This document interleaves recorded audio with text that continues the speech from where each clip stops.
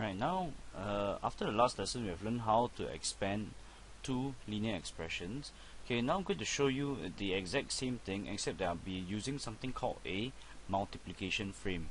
Then you will now ask me, Mr. Sim, why do you want to go and introduce another concept to us when we already know how to multiply these two?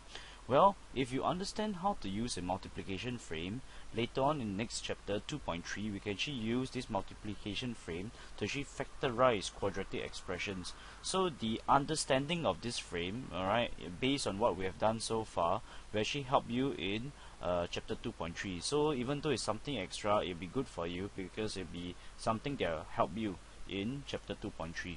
Okay, without much further ado, let's begin with this multiplication frame. So when I try to multiply x plus 2 with x plus 8, what I do here is this. I'll write here x plus 8, so I write here x and 8. So basically what I've done here is I've written down x plus 8 down here. Then on this side here I can write x plus 2. So right here x plus 2. Okay, remember what we did in the previous video. We have x times x, x times 8. Remember this one, green one? So x times x, which is this portion here, x times x gives me x squared, and x times 8 will give me 8x. Okay, x times 8 will give me 8x over here like this. Similarly, for the pink color ones, what I get is 2x and 8. So 2 times x will give me 2x, and 8 times 2 will give me 16. So once I have used the multiplication frame, I get x squared plus 8x as shown here, 2x plus 8. So I write it all down, equals to x squared plus 8x plus 2x plus 16. I simplify everything, I get x squared plus 10x plus 16. Can? Alright, next one for the multiplication frame, what I do here is this. 7y minus 6 and multiply it to negative 2y minus 5.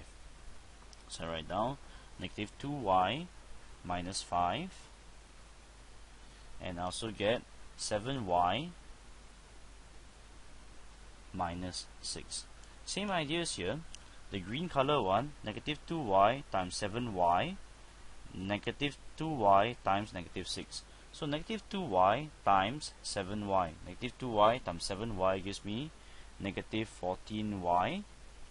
Negative 2y times negative 6 gives me positive 12y. Sorry, I made a mistake there. This should be 14y squared. Negative 2y times 7y is negative 14y squared. Negative 2y times negative 6 gives me plus 12y. Similarly, from what we have done with the pink color ones, negative 5 times 7y gives me negative 5 times 7y gives me negative 35y, and negative 5 times negative 6, negative and a negative number when multiplied together gives me a positive 30. So now from the results of this multiplication frame, so what we have is negative 14y squared over here plus 12y minus 35y plus 30 equals to negative 14y squared. Okay, chop chop, mental calculation, what would this be? Plus 12y minus 35y, negative 23y plus 30. And I've expanded this.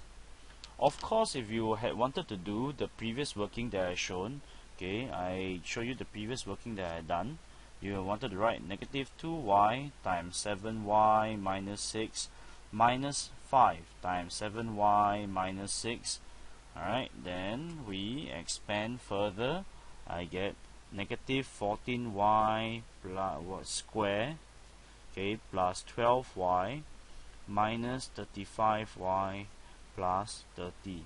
In the end, I get the same answer, negative 14y squared minus 23y plus 30. It's the same thing, okay, except that with the multiplication frame we understand that is these two terms, you multiply to give you this, these two terms to give you this. This will come in handy, as I say, in chapter 2.3, the next chapter we are going to do.